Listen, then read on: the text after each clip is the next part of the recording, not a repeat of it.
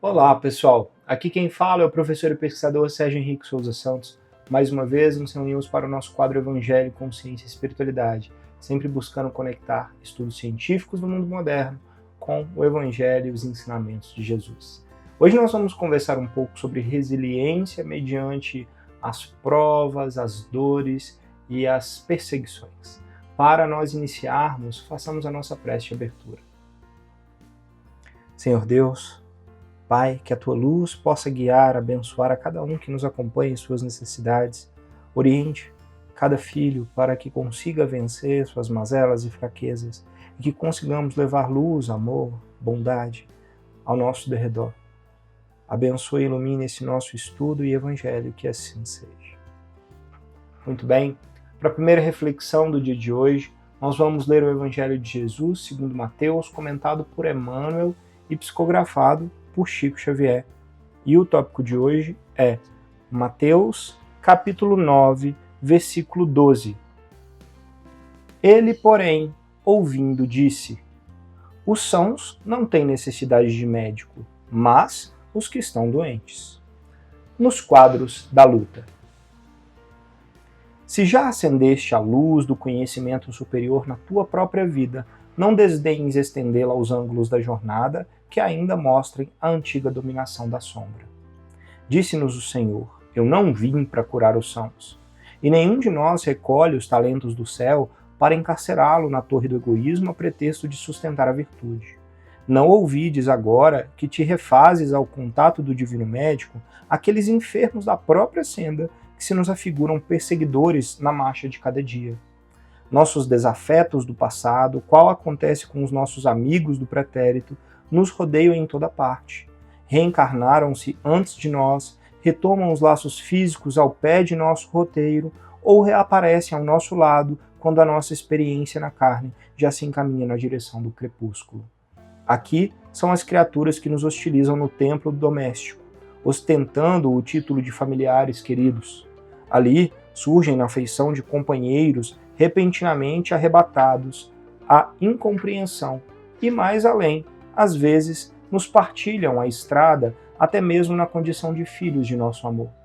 Entretanto, é preciso considerar que não iluminamos para fugir às trevas, nem nos fazemos fortes para esquecer os fracos. É imperioso que saibamos transportar conosco, nos braços do serviço e da paciência, os próprios adversários reencarnados.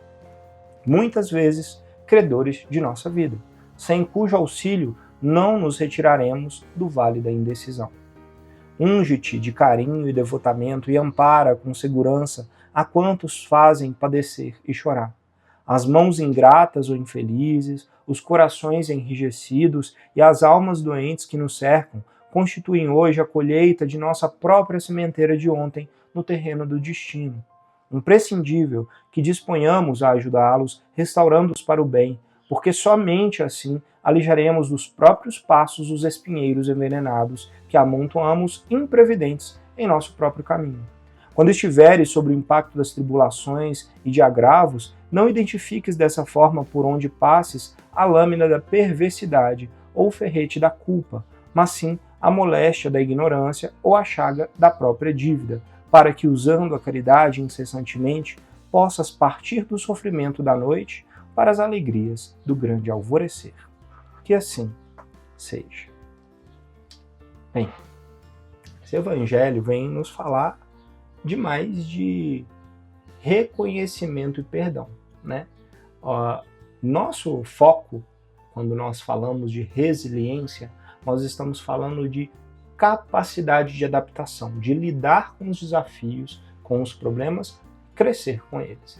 Não quer dizer que nós gostamos de ter mais problemas, não quer dizer que nós vamos aceitar tudo passivamente, sem agir, quer dizer que nós vamos simplesmente aprender a extrair o melhor e adaptar-nos às situações que a vida nos apresenta. Nesse evangelho, Emmanuel nos comenta, e é claro, Jesus deixa muito claro que o médico não vem para os sãos, vem para os que são enfermos. E nós que estamos na Terra, na maioria absoluta, somos muito enfermos ainda. Temos vários defeitos, mazelas, coisas a serem melhoradas dentro de nós.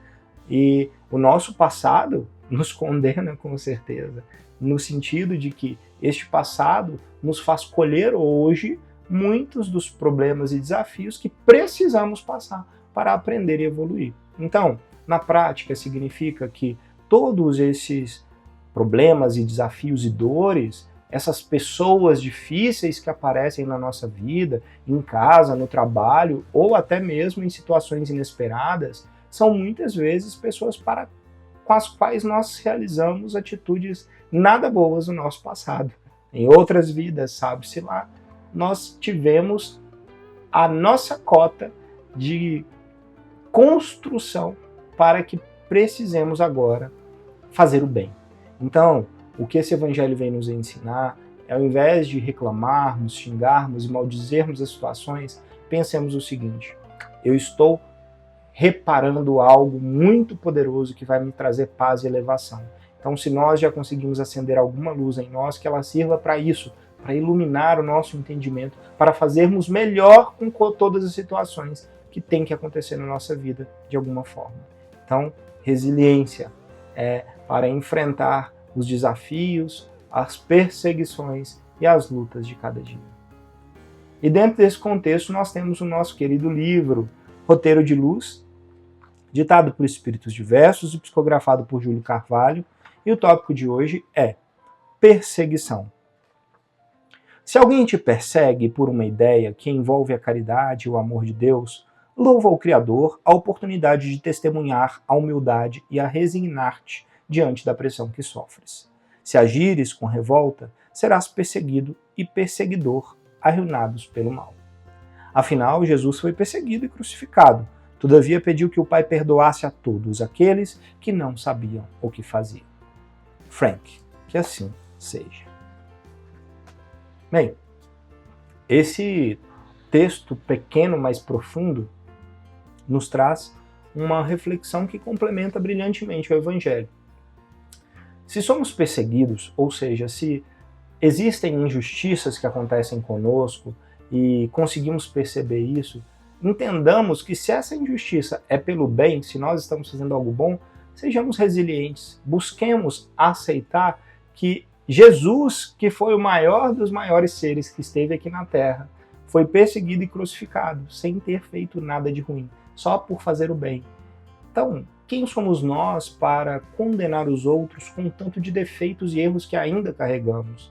Portanto, busquemos seguir, aceitar, ter a resiliência de nos adaptarmos às situações, lidar da melhor forma, aprender com elas para seguirmos. Porque se nós pagamos de volta, se nós caluniamos de volta, se nós perseguimos de volta, nós estaremos sendo os dois lados da moeda, ou seja, estaremos carregando conosco mais uma vez a culpa e sabe-se lá quando teremos oportunidade de resgatar novamente. Então, adaptação, amor e seguir o que Jesus nos ensinou, o que ele fez. Esse é o caminho, a verdade e a vida para a comunhão com a espiritualidade superior, com Deus e com o Pai, né? Então, façamos nossa parte. E dentro desse contexto, nós temos um artigo científico muito interessante, cujo título é o seguinte: Estresse, Forças e Resiliência em Adolescentes. Um estudo qualitativo. Esse artigo científico foi publicado no journal ou na revista que tem como título The Journal of Primary Prevention, que quer dizer o Jornal da Prevenção Primária, pelos autores Susan Phillips, Kristen Heipas e Barb Zelek. Bem, esse estudo ele avaliou o objetivo de entender quais são as características adolescentes na sua vida diária. Então, adolescentes de 13 a 16 anos, quase 60 adolescentes foram entrevistados e foi perguntado a eles quais os problemas, dores e dificuldades que eles passavam e como eles lidavam com essas situações. E isso foi pontuado, classificado e foi trazido uma organização ou classificação dos principais temas e pontos que faziam com que essas pessoas, esses adolescentes, conseguissem passar pelos problemas e desafios e dores. E os 3 principais achados ou características que os faziam fortes e resilientes para passar pelos desafios eram, primeiro, a conexão familiar e amigos, ou seja, conectar com pessoas. Quando nós conversamos, quando nós dialogamos, quando nós falamos, quando nós nos abrimos, nós expandimos e acabamos trocando energias, ideias, pensamentos. Isso faz com que as coisas mudem e isso nos dá força. Então, ter a sua base de pessoas, se não é na família, nos amigos, mas criar interações sociais reais que sejam fortes e que te fortaleçam. O segundo ponto são as atividades de rotina na qual eles se sentem autossuficientes e conseguem mostrar a sua força, como, por exemplo, prática de esportes, dança, música. Então, tá num momento desafiador, vai lá para a sua força, para algo que você faz bem, que te tira, que muda o seu foco, né? Um esporte, tocar, praticar, música, dançar, seja o que for, meditação, né? Como nós sabemos que é uma excelente fonte. Então busque essas fontes que te fortalecem para ter resiliência e passar pelos desafios. E o terceiro ponto, os atributos de otimismo, calma e competência íntimos. Então, quanto mais a pessoa se considera e vê-se uma pessoa como otimista, calma ou competente para a vida, para lidar com os desafios, mais ela consegue raciocinar, focar pelo aquele desafio e, no fim das contas, passar por ele. Então, treinar esses atributos e fortificá-los nos adolescentes faz com que eles sejam mais fortes e resilientes para crescer e lidar melhor com a vida, né? E aí nós evitamos tantas dores e desafios como temos no mundo hoje em dia. Muitas pessoas que não têm resiliência, não foram treinadas e criadas da infância e adolescência para ter resiliência e não sabem lidar com os nãos e as dores e dificuldades que fazem parte do mundo, né? Então façamos a nossa parte. Vamos à nossa prece de encerramento.